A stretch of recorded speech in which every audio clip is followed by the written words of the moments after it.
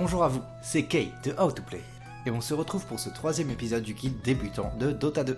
On va aborder dans la vidéo la question de l'HUD, de la carte et de l'environnement global de Dota. Let's go! Commençons par parler du HUD, c'est-à-dire l'ensemble des panneaux d'information qui sont à l'écran. En haut de votre écran, au centre, vous avez le timer de la partie, et juste au-dessus le symbole pour le jour et la nuit. Vous avez les portraits des héros des deux équipes, à gauche le Radiant, à droite le Dire, et au-dessus du portrait des héros, vous avez une bande de couleurs. Elle représente la couleur qu'aura ce héros sur la minimap. Lorsqu'un de vos alliés obtient sa capacité ultime, une petite gemme apparaît sous son portrait. De plus, en restant appuyé sur Alt, vous pouvez obtenir des infos supplémentaires sur vos alliés. Lorsqu'un héros est mort, son portrait est grisé et vous y verrez son timer avant qu'il ne revienne à la vie. Les chiffres entre les équipes et le minuteur est le nombre de kills, d'héros vaincus, qu'a chaque équipe. En haut à gauche, vous avez l'accès au menu principal, aux options et au tableau des scores. Juste en dessous, vos statistiques KDA qui correspondent au nombre de héros ennemis tués, le nombre de fois que vous êtes mort et le nombre de coopérations que vous avez. En dessous, en LH, c'est votre nombre de coups fatals portés à une unité ennemie et DN, le nombre de coups fatals portés à une unité alliée. Je vous expliquerai ça dans la vidéo suivante plus en détail. En bas à droite, vous avez votre or actuel, ainsi que les boutons de gestion du coursier. La barre d'achat rapide, qui comprend un item qui est de base le TP, que vous pouvez acheter grâce à une touche paramétrable. Au centre bas, vous avez tout ce qui concerne l'unité sélectionnée. De base c'est votre héros, mais ça peut être n'importe quelle unité sur laquelle vous faites un clic gauche. Juste au-dessus, qui est invisible, vous avez la barre des altérations de statut. Elles apparaissent sous forme de bulles lorsque vous en avez une, verte pour les positives, rouge pour les négatives. Enfin, en bas à gauche, vous aurez la minimap. Elle vous permet de voir toutes les unités ennemies là où vous avez la vision. Vous pouvez cliquer sur la minimap pour regarder un endroit de la carte, il vous faudra appuyer 2 fois sur espace pour revenir à votre personnage. Juste à côté, vous avez un bouton pour scanner une zone et savoir si des ennemis s'y trouvent. Et en dessous, un bouton qui permet d'activer le glyphe qui rend vos bâtiments invulnérables pendant 5 secondes. La carte de Dota est très grande. Elle est composée de 3 lanes, qui partent chacune des bases respectives et sont séparées par des bois qui regorgent de créatures en tout genre. Sur chacune de ces lanes, il y a 2 tours de votre équipe et 2 tours de l'équipe ennemie. Les territoires sont délimités par la rivière qui traverse la carte en son milieu.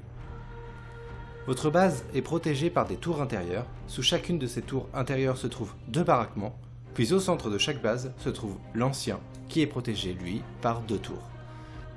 Pour pouvoir arriver jusqu'à l'ancien, il vous faudra prendre au moins les 3 tours d'une même lane. Sachez que détruire les baraquements d'une lane augmentera pour le restant de la partie la puissance de vos creeps sur cette même lane. Plus une tour est proche de l'ancien, plus elle est résistante et puissante. Enfin, il me reste à vous parler de l'endroit d'où vous commencez, la fontaine. Si vous êtes amené à mourir, vous y réapparaîtrez. Elle octroie aux alliés une régénération de PV et de mana très importante, et elle réserve à ses ennemis un très mauvais accueil. Alors veillez à ne pas mettre les pieds dans celle de vos adversaires. Toute unité a sa propre vision qu'elle partage avec ses alliés. Si par exemple une de vos tours doit tomber, vous perdrez la vision qu'elle vous prodiguait à cet endroit. La vision pourrait être symbolisée comme plein de petits rayons émis par votre héros qui formeraient un cercle autour de lui. Certains objets peuvent obstruer votre vision. Les arbres, par exemple, bloquent ce filet de vision, ce qui vous permet de vous cacher ou peut permettre à vos adversaires de se cacher eux aussi. Cependant, un simple rayon pourrait permettre de vous apercevoir entre 2 arbres. Une autre chose gêne la vision, ce sont les hauteurs. Représentées sur la carte par des escaliers, si vous vous trouvez en bas d'un escalier sans unité alliée en haut de celle-ci, vous ne pourrez pas voir ce qui s'y trouve. Utilisez-les à bon escient et soyez vigilants surtout. On l'a abordé en début de vidéo. Dans Dota, vous avez un cycle de jour et de nuit. Au début d'une partie, il fait nuit jusqu'à ce que le minuteur arrive à 0. Le jour se lève à ce moment, puis le cycle de jour et de nuit s'alterne toutes les 5 minutes. Ce cycle est très important, car il altère la vision de vos héros. Très majoritairement, les héros voient mieux le jour, voient même 2 fois mieux le jour, à l'exception de ceux qui s'affichent à l'écran. Je vous ai parlé dans la vidéo précédente des wards jaunes, les petits bâtons qui se posent au sol et vous donnent de la vision.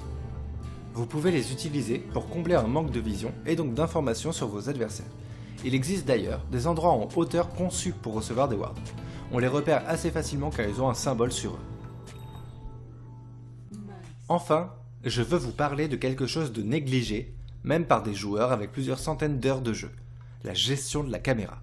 Si avoir la vision quelque part, c'est avoir l'information sur ce qu'il se passe et pouvoir y réagir, Ne pas voir ce qu'il se passe peut être extrêmement dangereux. Commençons par la gestion de celle-ci. Vous pouvez la déplacer, soit en amenant votre curseur sur les bords de votre écran et en poussant, ou bien vous pouvez utiliser le bouton de la molette de votre souris qui permet d'agripper la caméra pour la déplacer. Vous avez besoin que la caméra vous permette de voir ce qui se passe dans les endroits qui vous intéressent. Ne cherchez pas à avoir votre héros toujours centré au milieu de l'écran, mais plutôt à avoir votre caméra là où vous aurez besoin de cliquer. Avoir trop de brouillard de guerre à l'écran, ce n'est pas forcément très utile. De préférence, le brouillard doit être aux extrémités de votre écran, et votre caméra orientée soit là où vous vous dirigez, soit là d'où le danger peut provenir. Lorsque vous vous dirigez vers un endroit où la vision vous est obstruée, mettez en avance la caméra vers cet endroit. Ça vous permettra de recevoir l'information visuelle de ce qui s'y trouve dès que vous obtiendrez la vision sur le lieu. Si jamais vous perdez un peu le contrôle de votre caméra, n'oubliez pas, faites 2 fois espace et ça vous recentrera sur votre héros. Contrôler la caméra peut prendre pas mal de temps. Il faudra vous y habituer car c'est elle qui vous transmet directement les informations visuelles. Et voilà, on a vu énormément de choses sur cette vidéo. Elle est assez dense, n'hésitez pas à la revoir au besoin. On se voit dans la prochaine vidéo où je vous parle de comment jouer le laning en utilisant les infos qu'on a pu voir jusqu'ici. A tout de suite!